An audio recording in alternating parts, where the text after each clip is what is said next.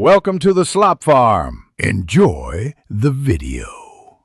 You begin by confirming you can sign into the Google account and that two-step verification is accessible. Once done, decide whether you will move files to a new account or change ownership by sharing folders. Make a quick backup to your local drive so you can restore if needed. Now open Drive. Google, com and sign in. Navigate to My Drive to identify folders and large files first. This prevents surprises and speeds up ownership changes later when you act on specific items. You now select the files or folders to effect and click Share. Add the new email address with editor permissions so nothing breaks. After sharing, use Make Owner on files one by one where required.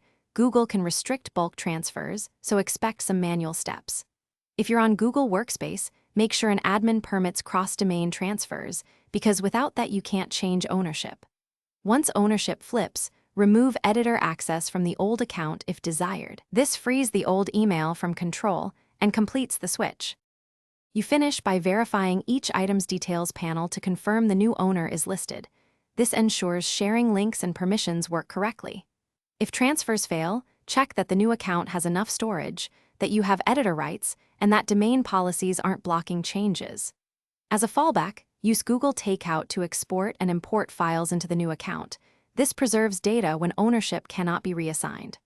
One troubleshooting tip: if something still breaks, contact your Workspace admin or reshare and reassign ownership. Thanks for watching.